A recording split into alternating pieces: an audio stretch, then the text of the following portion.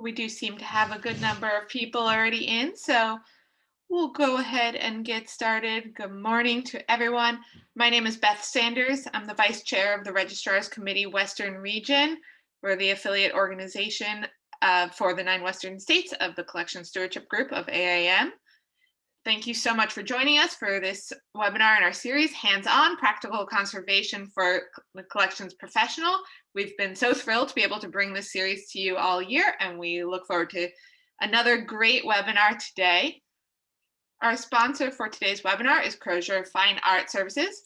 Corrosion is the world's leading provider of fine art storage, services, and logistics, with 1.3 million square feet of dedicated storage space across 19 locations in 10 global markets and a fleet of more than 80 specialized vehicles.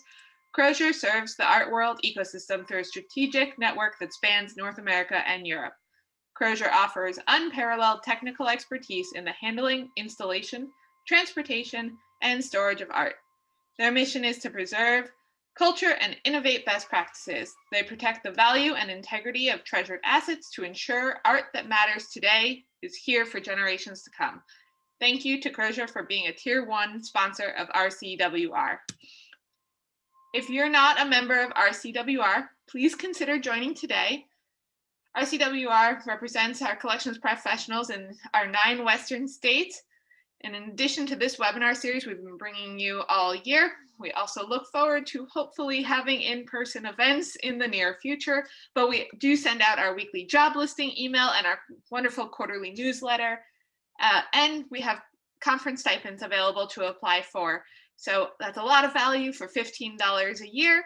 So consider joining today. Learn more at rcwr.org. I apologize, my slide got out of order. So before I introduce our presenter, just a few quick Zoom logistics. We are recording today's webinar. So if you do want to rewatch this webinar instead of scrupulously writing down notes the whole time, we will be posting this on our RCWR YouTube page. So you can head over to YouTube and search for the Registrar's Committee Western Region, and don't forget to subscribe while you're there, but you can also check out all of our past webinars. And this one will be up there within a few days. We also embed each one in our website. So if you go to rcwr.org and go to the workshops tab, you can also find all of our past webinars from there. While you can see Rachel and I, we can't see you. Hope you're comfortable, depending on the time of day, maybe enjoying a cup of coffee or a cocktail. Stay comfortable. Use the chat to communicate with your fellow attendees and panelists. If there's some questions you have about the content of today's webinar, though, please do use the feature that's for the Q&A. And that will just collate all of our questions for Rachel together so that we can return to them at the end. We will have time at the end for those questions. So put them in and we'll have them all saved up and ready to go. Back to today's presenter. So today we are very fortunate to have Rachel Waters here with us. Rachel's a conservative living in Estes Park, Colorado, who specializes in composite objects and costume collections. She became a professional associate with the American Institute for Conservation in 2010 and has spent the subsequent years working in the Western United States. So we're pretty happy to have more Western conservators featured in this series. So thank you so much to Rachel for being here with us today and joining us. And with that, I'm going to turn it over to you and our fascinating topic for this morning. Hi, everyone. I'm not a Zoom pro, so I apologize in advance. We kind of spent the last 3 months in transition moving, and so I apologize. My images aren't exactly what I would like, but go ahead and get started. Oops. Of course, it worked just a second ago. There we go. Okay, is everything good, Beth? It's not showing up quite right now, Rachel. We're seeing the wrong screen. It says sharing is paused, and I'm hitting resume share. Perhaps end your share and try it again. It seems to have frozen. Okay. Apologize for the technical difficulties. Yes. Okay.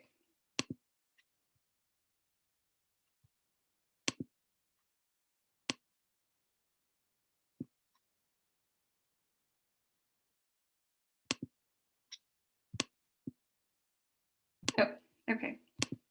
So sorry.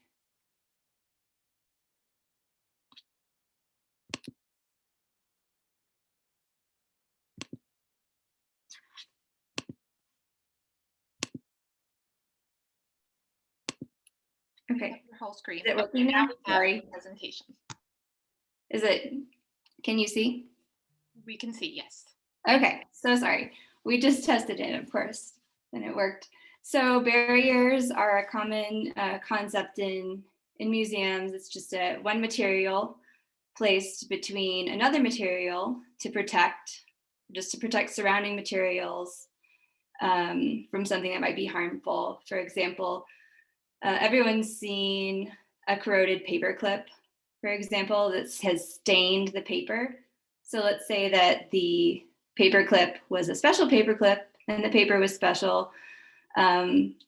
Say Dolly Parton put the paper clip on and you wanted to keep it on there because she put it on herself. So you could put a barrier between the paper, the important paper, and the important paper clip. Just an easy example. So we're going to start with the basics in case anyone isn't really familiar with the concepts of barriers.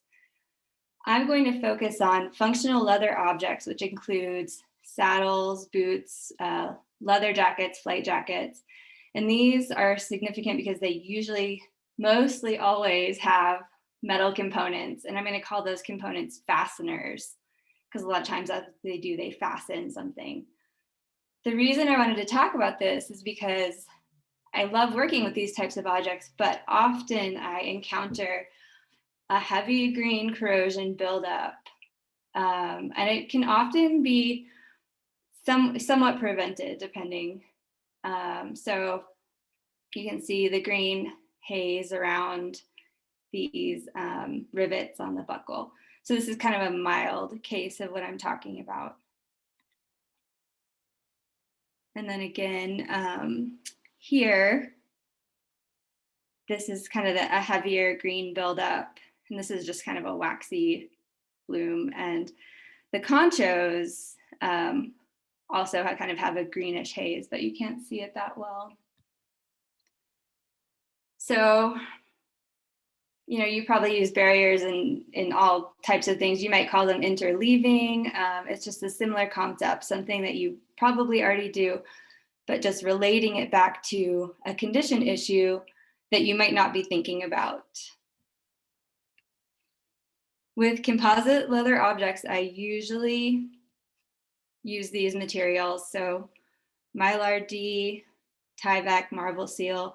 Corrosion Intercept, I have not used personally, but I've thought about many instances where it would be helpful, specifically if you're doing like a multi-layered barrier. Cellulose-based barriers could also work in some applications.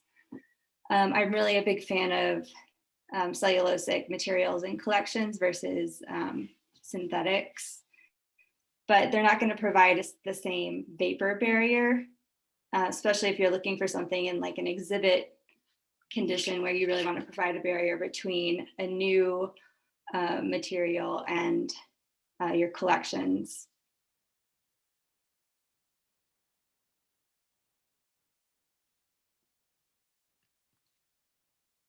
So this is my drawing of the corrosion buildup, and it's kind of funny because I used a crayon to do this, and it actually is like a crayon.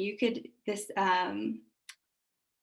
corrosion buildup is basically, it's like the combination of the waxes, the fatty acids, and the green corrosion from the copper components of the fasteners are combining essentially to make like a crayon. You could scrape it off with a micro spatula and wipe it on a sheet of paper, and it would leave like a mark, just kind of how you see here. So I've seen it in zippers, you know, all kinds of leather objects.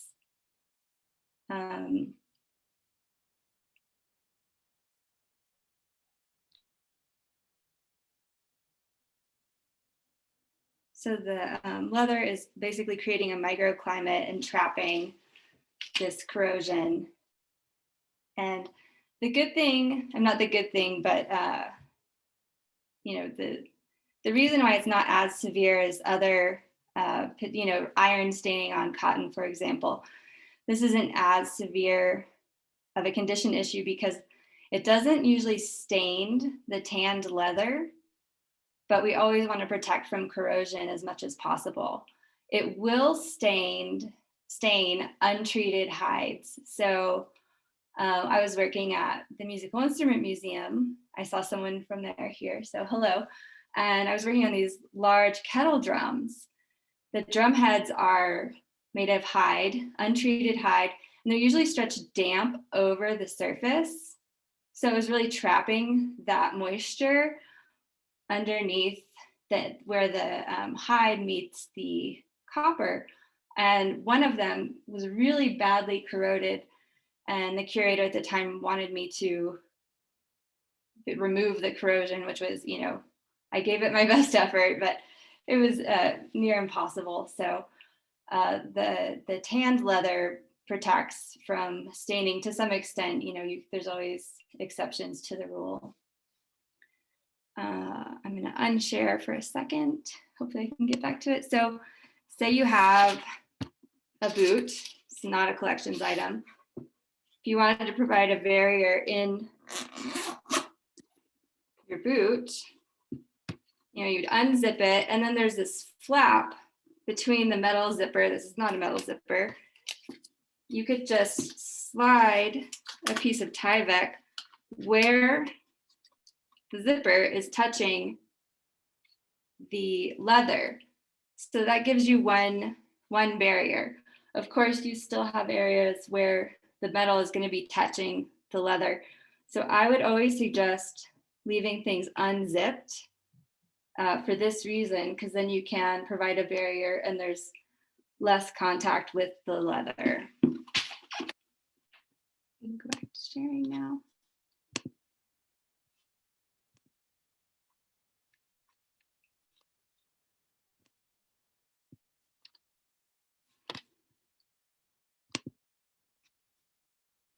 I don't know why it's okay. There. I don't know why it does that every time I go back. So it's not, you know, it's not a complex practice, but it's just a condition issue that I think a lot of people are unaware of, because I see so much of it in leather collections. So here's another example of something, a barrier that I've created. You know, you're not going to be able to protect every area of contact with the metal and the leather. Like, for example, where this snap is placed on the leather, you're going to see some buildup right here and probably here. But you could make this tent to go inside the pocket, because where you're going to see most of the corrosion buildup is on the inside, on the back side of this snap. So creating this tent, and as soon as, you know, you accession something, go ahead and put your little barrier in there, and that'll give you some layer of protection from the corrosion getting worse.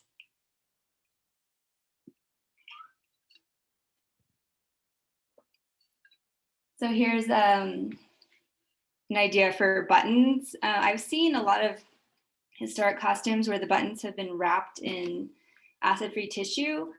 My only suggestion would be to caution against too much material between the button to where you're pulling on the threads. So if it's a button where you have enough space, you can make like a Tyvek circle. If the main time I use Tyvek is when there's an exhibition and you don't want these barriers to be seen, because Tyvek can be kind of sharp. So when you're putting Tyvek in there, it could be abrasive against the threads securing the button.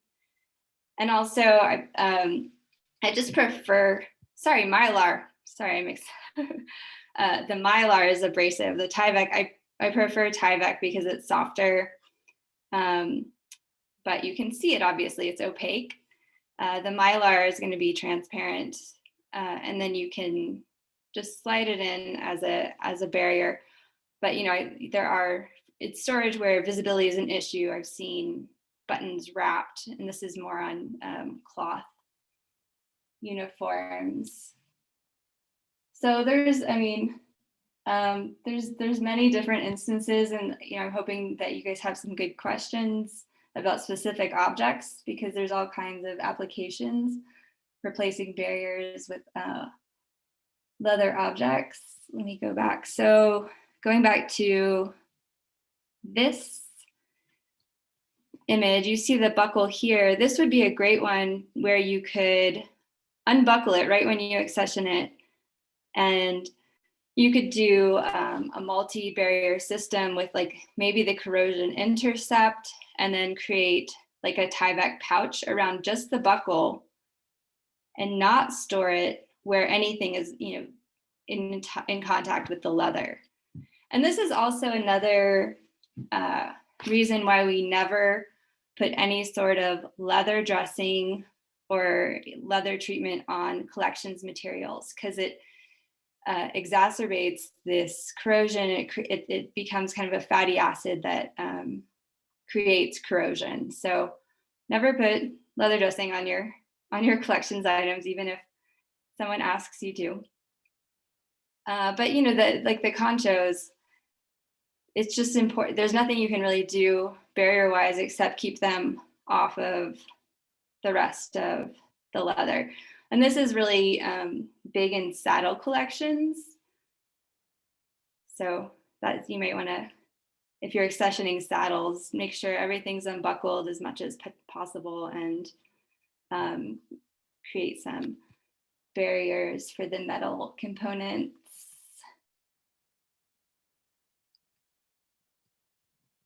So I think that's all I really had to say. I was really hoping to answer some questions, but there's some good resources on this CCI.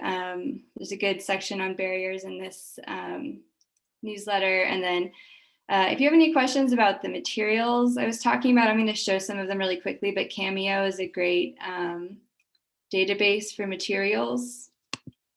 And then just if anyone is unsure, this is Mylar D. And then I was using Tyvek in my boot demo. And then this is Marble Seal. I was talking more about corrosion intercept, but Marble Seal is commonly used in barriers as a barrier in other applications.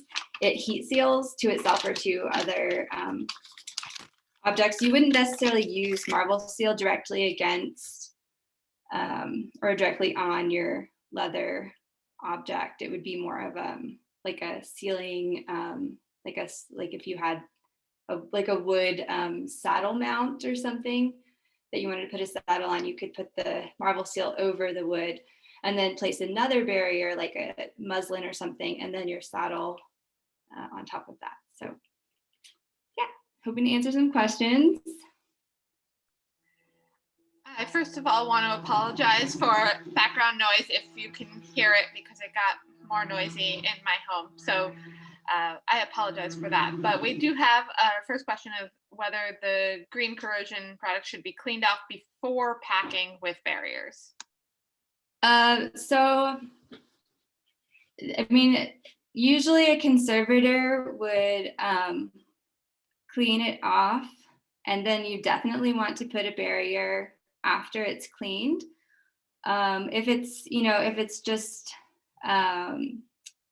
it kind of depends on your comfort level. It's not urgent, because it's not staining the leather per se. It's not urgently in need of removal, but it's definitely something that should be cleaned. And also, a lot of times when you're accessioning new leather objects, they do have leather dressing on them. So it's a good idea to kind of wipe down these areas. And again, it kind of depends on the condition of the object. You know, if it's really stable, if there's an area that could snag, but this like buildup of the leather dressing is what is creating that corrosion product. So yes, it should be cleaned off, but it also depends on your comfort level and your experience. But I'm just going to default to say that, you know, a conservator should be the one to clean the metal, but, you know, I'll, you know, leave that up to everyone to make their own decisions. Can you clarify with leather dressing, is that waxes or other finishes or something further? Usually leather dressing is just kind of it could be all of the above, oils, waxes, solvents, and leather dressings are designed to be worn. You know, they're supposed to be worn off as you use the object. They're not supposed to just sit there on the leather. So that's why we definitely don't want to put leather dressing or waxes or any kind of treatment on leather, a collections item, right before it goes into collection. You know, if you have a donor that's like, let me wax my boots for you before I bring them, just say, no, thank you. We got this.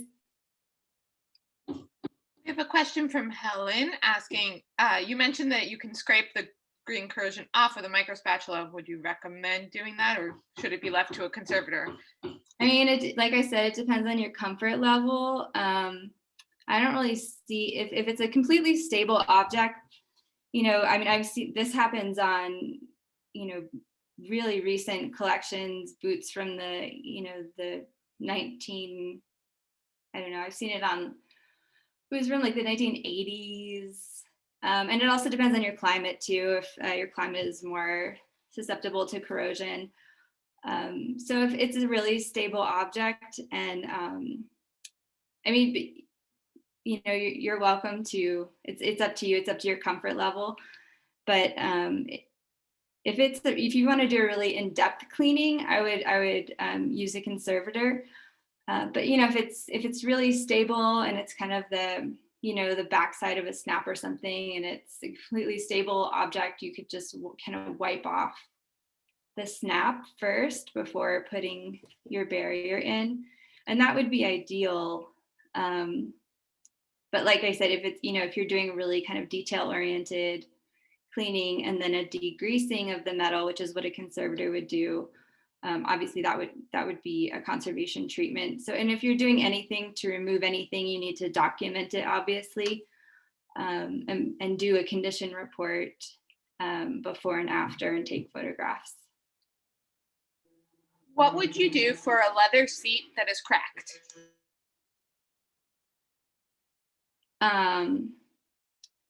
Well, I mean, that would be a conservation treatment. I wouldn't apply leather dressing to it, like I was saying, but it would be more of a kind of like an underlay, or it would kind of depend on the crack, what materials it was. But I mean, it's kind of difficult to answer without seeing an image.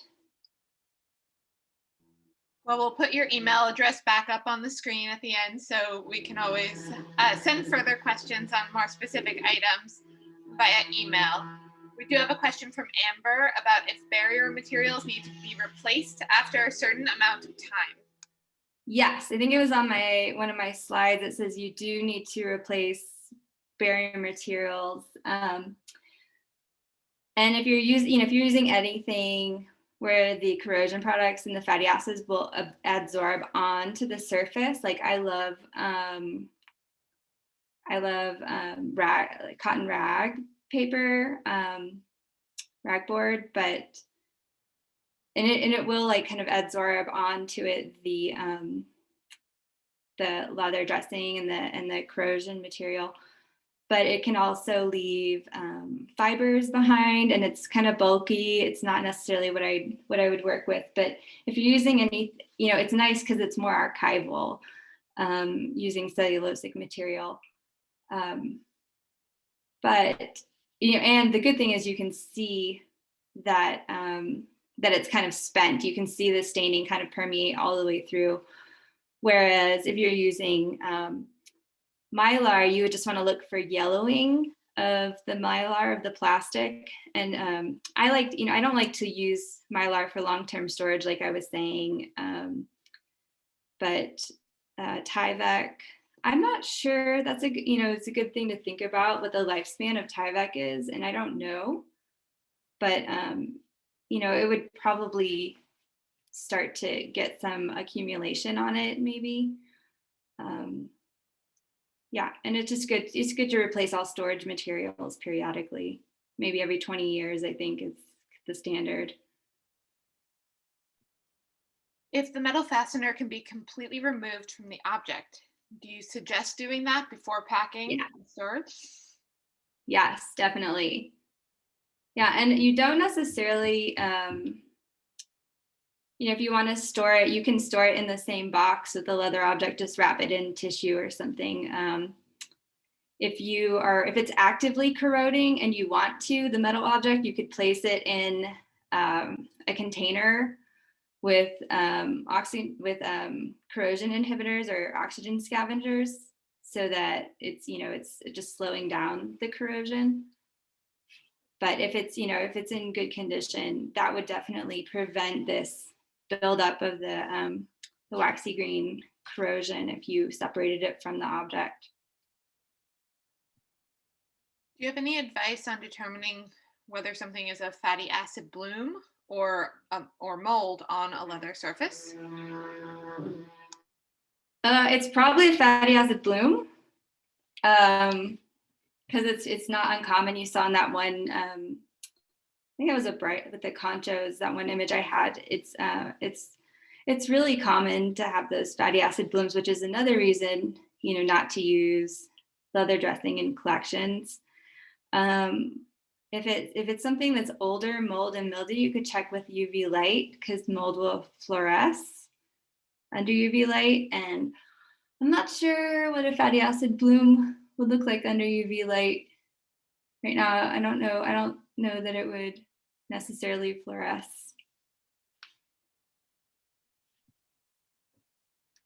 How often after cleaning the green corrosion and adding a barrier would you suggest monitoring the object for new corrosion or change? I mean, anytime your RH goes above 60%, if you have, a flood event or like a severe weather event, and you lose control of your climate in your building, I would definitely check on these objects and see if you're starting to because I don't think it takes, too long for the corrosion. I mean, and part of it is the fatty acids. It's acidic. So if you have a clean slate, and you're able to provide a barrier, I think you wouldn't have to worry too much about the corrosion activating in your collections. What exactly are you using to wipe down the corrosion, and what are some essential cleaning tools you recommend having on hand? If you're just going to wipe a component off, I mean, a lot of times we just use a cotton swab and just kind of do a swipe. You don't really want to burnish or anything, but I think that would be a safe way to just really just wipe it off. You're not doing any in-depth cleaning. And you could get those cotton swabs that are, they have like the really fine pointed tip, and kind of get in around some of the fasteners. So, that's something that most people would probably feel comfortable doing. Any other cleaning beyond that, I would leave to a conservator, just because, you might be introducing, you might need a solvent, and then you'd be introducing moisture or, other things you need to be cautious of. Do you have any suggestions for treating red rot beyond encapsulation? Only, I just know that I've used a little bit of the the various red rot cocktails, and that's definitely a conservation treatment. But as far as, I mean, from what I understand, it's kind of inherent to the processing of the leather. So it's not something that preventive measures can do too much for. You know, I guess limiting oxygen is always an option, but red rot is not my area of expertise. Sure, there's plenty of people who can talk a lot about red rot. I just kind of know, I've worked a little with it. It's not as, it's more common on books than leather objects that that I'm talking about right now, like functional leather objects. Amy is asking if she has a Native American dress with hundreds of metal jingles. Would you suggest wrapping each jingle individually or something else? Well, the Tinklers, the cone Tinklers, I'm very familiar with. So if you, it depends on if you're doing storage or exhibition. If you can lay it flat and you can just do like a strip of Tyvek beneath the cone Tinklers, that that would be easier. The only thing with wrapping each individual one is that, you know, then you're kind of stressing the leather tongs, that those hide strips that they're attached from, and you really don't want to be, you don't want to feel like you're having to pull on anything or excessively manipulate anything to where you're stressing it. So anyway, you can like lay an object flat and just kind of do a long, there's no reason why you can't just do like a long strip of Tyvek and lay the Tinklers underneath. And it would get kind of finicky if it's a dress, because you'd have to do the underside and then the top side. But yeah, those are a common metal component that is a great example to isolate from the rest of the surrounding leather. How do you remove a fatty acid bloom from a leather surface? So from what I've talked to other people who've done research in this is just simply wiping it off. There's the studies have shown that different poultices and, you know, more complex treatments aren't necessarily more effective than just wiping it off. So, you know, and if you're having like an excessive bloom issue, then you probably want to consult a conservator. But if it's just kind of a newly accessioned object and you know what it is and you're comfortable with it, you could just wipe it off. And it'll come back, you know, because a lot of times it's decades of waxes and oils kind of built up in the leather, and as the collagen structure ages, you know, it's pushing some of that material out. So it'll come back, and then you just wipe it off again.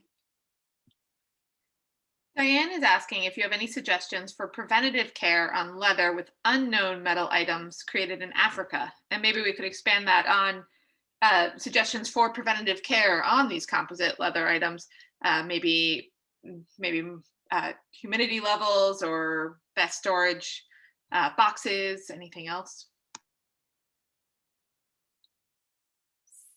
So what's the question? Sorry. Specifically, we're asking if there are suggestions for preventative care. And this is leather composite with an unknown metal item. Yeah, I mean, if you don't know if the metal is, you know, copper based or lead, or either way, you still want to try to isolate it from sitting on a leather surface or sitting on any surface, any textile surface, pretty much anything. You want to separate from the metals, the volatile oxidizing metals, as much as you can in storage, and then just, you know, stable collections environment. So RH below 60% and avoid fluctuations, avoid avoid introducing moisture unless it's like a conservation treatment, things like that. And like air circulation is good for preventing any kind of mold growth, which is the same for kind of corrosion. You want to keep the air flowing so that you don't have kind of any dampness, depending on your climate, sitting in your collection facility. Can you speak about how the corrosion presents differently depending on the type of metal fastener? Well, the different types of metals corrode differently. And I think there's a lot of resources for this. Like lead will create kind of a white, powdery corrosion. Iron obviously is red. So it just, I think pewter is kind of like a green, yeah, so it'd be like a greenish white, just depending on what the mixture of the metals are. But for some reason, the copper really reacts to the fatty acids strongly. And then, when you obviously, this happens, but you don't want it to happen, because when you have corrosion, you're losing part of the metal to some extent. It's reacting with something else, becoming something else. Something is coming off of the metal and creating a new waxy corrosion crayon. So, yeah. When making the barriers, you spoke about the acid-free tissues being too big sometimes and preferring a more simple barrier, such as around a button. Is there a size of barrier that is recommended? It just depends on the height. If your threads are, sometimes the buttons are really kind of hanging loosely because you have a big chunk of material that needs to be fastened with your button. So it just kind of depends on how much space there is between the surface of the costume or whatever it is and the button. But if you have enough room, you could cut cotton rag, paper, or that might be a little bulky. Or even you could cut little muslin circles. It would be a little finicky doing it that way. I think most commonly people use the mylar for button barriers on exhibits, but I think the Tyvek isn't too. I find it pretty easy to work with, and I would probably. Tyvek's fine. Just you could use the soft Tyvek too, if you felt like the hard Tyvek was a little too rough on the edges. You mentioned the difference in cleaning ability between treated leather and raw hide. How do they compare to, say, a canvas or another fabric combined composite object with metal? Yeah, so I've never seen this specific corrosion on canvas. I'm sure it's happened, but it doesn't, canvas isn't usually waxed in the same way or as much. There is waxed canvas, and I'm sure you would get the same copper corrosion on the waxed canvas, but it's more so on functional leather objects. Like saddles get waxed a lot, so you get a lot of areas around the fasteners where the waxes and the fats will just kind of get stuck. But it could happen on anything touching any metal when it's corroding is at risk of becoming stained. It just, it depends on how porous it is and how susceptible it is to staining. But untreated cotton is stains easily. So I would, anything cotton touching anything metal, definitely try to provide a barrier for. Well, I think we've gotten through the questions. If anybody has any last questions, take a moment and add those in, but otherwise I'll pull back up on my screen.